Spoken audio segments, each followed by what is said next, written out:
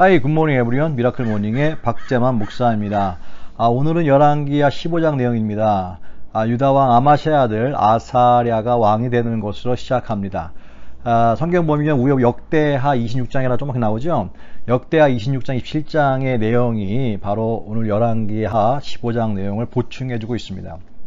근데 특이한 것은 여기에서는 아사랴 왕으로 나오는데요. 26장에는 우시야라고 나옵니다. 우시야 왕으로. 우시야나 아사랴나 이름이 두 개인 거죠. 똑같은 동일한 사람입니다. 참고로 아사랴는 16세의 왕이 되었습니다. 그래서 52년간 길게 남유다를 치리한 왕입니다.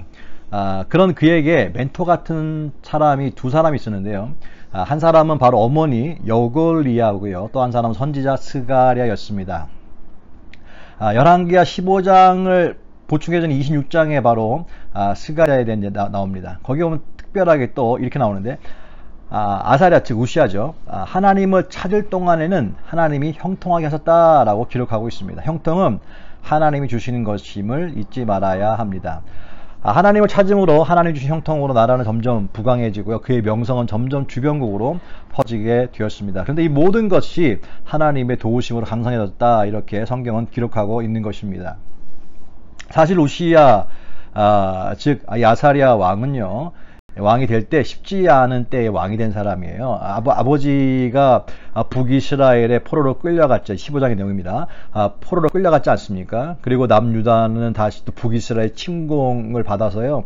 도시는 파괴되어지고 백성들조차도 북으로 노예로 끌려가는 그런 아주 끔찍한 상태였어요. 사실은. 그래서 거의 폐허가 된 것 같은 그런 도시 그 상황 가운데서 왕이 된 거잖아요. 힘들대죠. 근데 그런 도시를 점점 그 도시가 활기를 찾고요. 회복이 되어서 나중에는 주변국까지 침공하게 되어지는 강대국이 됩니다. 이 어마어마한 일을 해낸 것이죠. 누가요? 바로 아마샤의 아들 아사랴, 우시야죠. 그런데 이 모든 어마어마한 일들은요. 다 하나님의 도우심이었다라고 성경은 기록하고 있습니다. 하지만 점점 일이 잘 되고 이름이 알려지자 아사랴 이 우시야는요 교만해서 무서운 것이 없어지고 자신이 곧 법이 됩니다. 하나님께 대한 제사는 제사장의 목이었음에도 불구하고요 자신이 직접 들어가 향을 피우려다가 제사장들이 막자 도리어 화를 내며 강행하려 합니다. 이때 하나님의 진노가 임해가지고요 문둥병이 이마에 걸려 그 즉시 성전을 떠나 궁으로 돌아와 죽는 날까지 나병 환자로 별궁에서 쓸쓸하게 살다가 죽습니다. 그렇습니다. 하나님의 축복은 이 땅의 개인이나 국가의 축복은 하나님께로 오는 것인데 그 축복 가운데서 절대로 자기에게 경계로 맺어진 그 한계를 뛰어넘으려고 하는 것, 그 법을 뛰어넘으려고 하는 것, 이 교만입니다. 끝까지 겸손하게 하나님 주신 분량 안에서 만족해야 한다는 것을 가르쳐주고 있죠. 그리고 그 뒤를 이어서 아들 요담이 왕이 됩니다.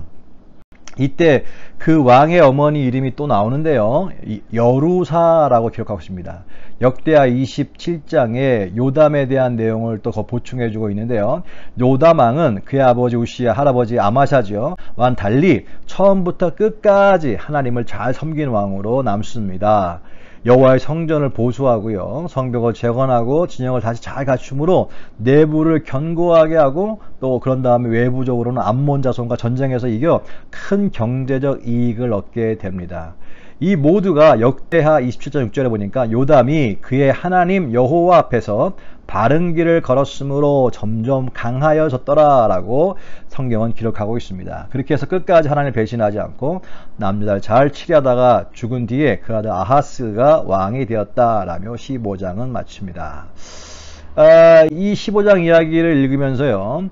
여호와 앞에 정직히 행하였다라는 말 앞에 반드시 어머니의 이름이 언급되는 것을 참 특이한 상황이라고 봅니다. 이 장에 두 어머니가 등장하는데요. 아사랴의 어머니 여골리아, 요담의 어머니 여루사, 그리고 15장 전장이죠. 전장에 아사랴의 어머니도 아사랴의 아버지 아마샤의 어머니도 나오죠. 여호 아단입니다. 이 어머니들이 왕들의 리더십에 미쳤던 영향력은 지대했던 것 같습니다. 깨닫습니다. 좋은 아내, 좋은 어머니를 만나면 훌륭한 지도자가 되지만 그렇지 못하면 여지없이 타락하고 무너진다는 사실입니다. 나쁜 아내, 나쁜 어머니 대표가 누구예요? 이세벨이죠.